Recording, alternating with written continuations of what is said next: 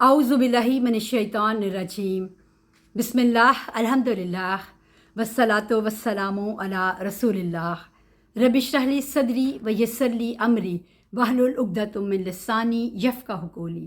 अस्सलामु अलैकुम व रहमतुल्लाहि व बरकातुहू। बुहैरा राहिब का वाक़या। जिन आयाम में हज़रत सल्लल्लाहु अलैहि वसल्लम अपने चचा हज़रत अबू तालिब अलैहिस्सलाम की ज़ेर कफ़ालत ज़िंदगी बसर कर रहे थे और सने बलोग को नहीं पहुँचे थे, हज़रत अबू तालिब अलैहिस्सलाम ने तिजारत की गर्ज से शाम का सफ़र इख्तियार किया और हज़रत को भी अपने साथ ले गए। काफ़िला बहुत बड़ा था और अहले काफ़िला बहुत सा सामान तिजारत लिए हुए सरगर्म सफ़र थे। हत्ता कि वो सरज़मीन शाम में दाखिल हुए और बसरा नामी शहर में पहुँचे। वहाँ उन्होंने एक खानकाह के करीब पड़ाव किया और आराम की खातिर खैमे नस्ब किए। एक राहिब जिसका नाम बुहैरा था, वो खानकाह से बाहर आया और इसने काफ़िले वालों को खाने की दावत दी। सब ने बुहैरा की दावत कबूल कर ली और खानकाह में पहुँच गए। हज़रत अबू तालिब अलैहिस्सलाम ने भी अपने भतीजे को मालो असबाब के पास छोड़ा और ख़ुद दावत में शिरकत की गर्ज से दूसरों के साथ चले गए। बुहैरा ने पूछा कि क्या सब लोग आगे हैं? हज़रत अबू तालिब अलैहिस्सलाम ने जवाब दिया कि एक नौजवान जो सबसे नौउम्र है नहीं आया, बाकी सब आगे हैं। बुहैरा ने कहा, इस नौजवान को भी ले आइए। हज़रत अबू तालिब अलैहिस्सलाम ने हज़रत सल्लल्लाहु अलैहि वसल्लम को, जो इस वक्त एक जैतून के दरख्त के नीचे खड़े थे, अपने पास बुलाया और इन्हें साथ लेकर बुहैरा के पास आए। बुहैरा ने हज़रत को बड़े गौर से देखा और कहा, ज़रा मेरे करीब आइए, मैंने आपसे कुछ कहना है। फिर वो हज़रत को एक तरफ ले गया। हज़रत अबू तालिब भी वहीं पहुँच गए। बुहैरा ने हज़रत से कहा कि मैं आपसे एक बात पूछना चाहता हूँ और आपको लात व उज़्ज़ा की कसम देता हूँ कि आप मेरी बात का जवाब दें। लात और उज़्ज़ा दो बुत थे जिनकी अहले मक्का परस्तिश करते थे। हज़रत ने फरमाया, मेरे नज़दीक सबसे ज़्यादा काबिल नफ़रत यही दो बुत हैं। बुहैरा ने कहा, आपको खुदाए वाहिद की कसम देता हूँ कि आप सच कहेंगे। आपने फरमाया, मैं हमेशा सच्ची बात कहता हूँ, मैंने कभी झूठ नहीं बोला। आपको जो पूछना है पूछें। बुहैरा ने कहा, आपको कौन सी चीज़ सबसे ज़्यादा पसंद है? हज़रत ने जवाब दिया, तन्हाई। बुहैरा ने कहा, आप कौन सी चीज़ ज़्यादा देखते हैं और चाहते हैं कि देखते ही रहें? हज़रत सल्लल्लाहु अलैहि वसल्लम ने जवाब दिया, आसमान और इसके सितारों को।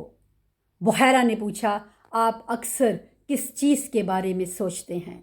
हज़रत ने जवाब में खामोशी इख्तियार की, लेकिन बुहैरा ने आपकी पेशानी पर गौर से निगाह डाली और कहा, आप इस वक्त और क्या सोचते हुए सोते हैं?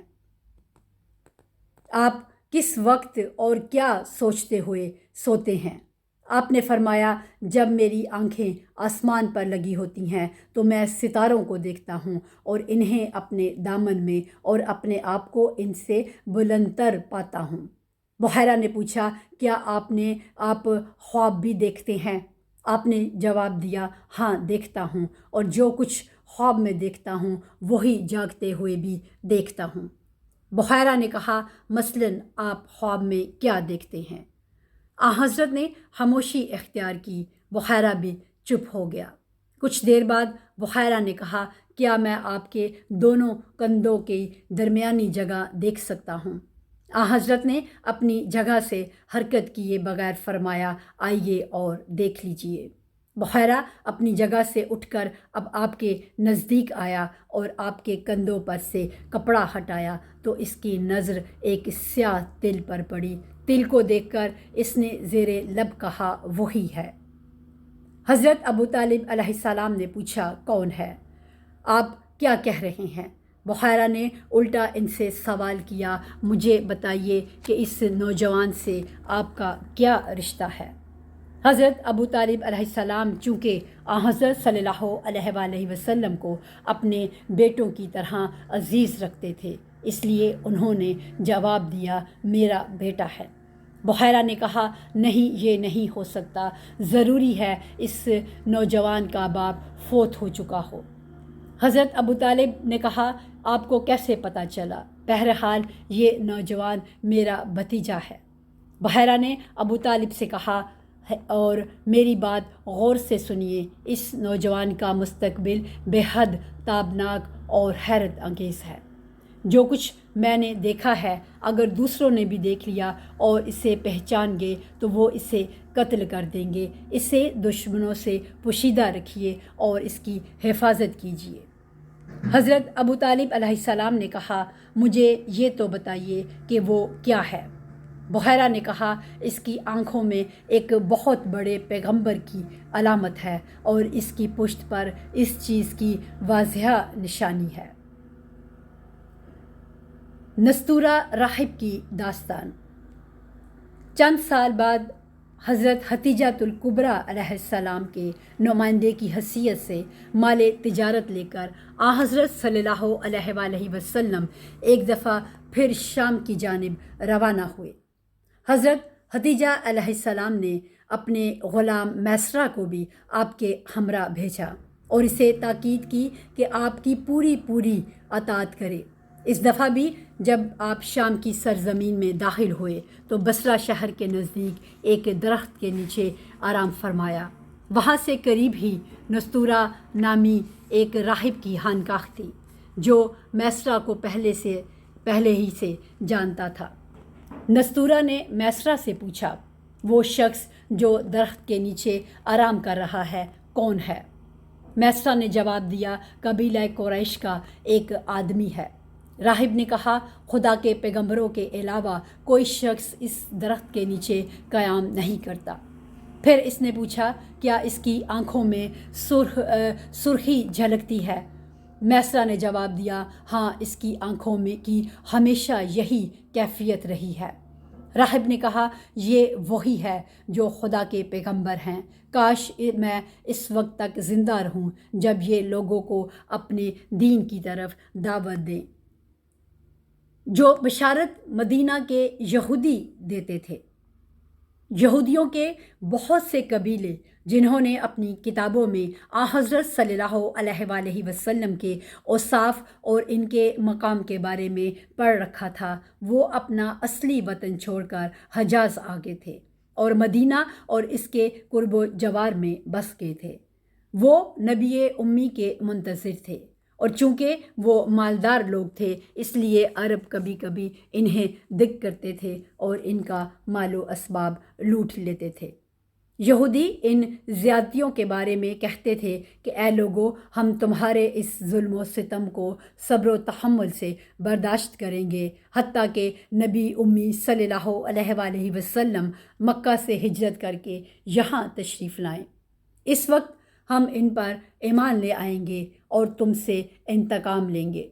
اہل مدینہ کے اتنی جلدی حضرت صلی اللہ علیہ وآلہ وسلم پر ایمان لانے کی ایک بڑی وجہ بھی یہی تھی، کیونکہ یہودیوں کی یہ باتیں سن کر وہ ذہنی طور پر قبول اسلام کے لیے آمادہ تھے۔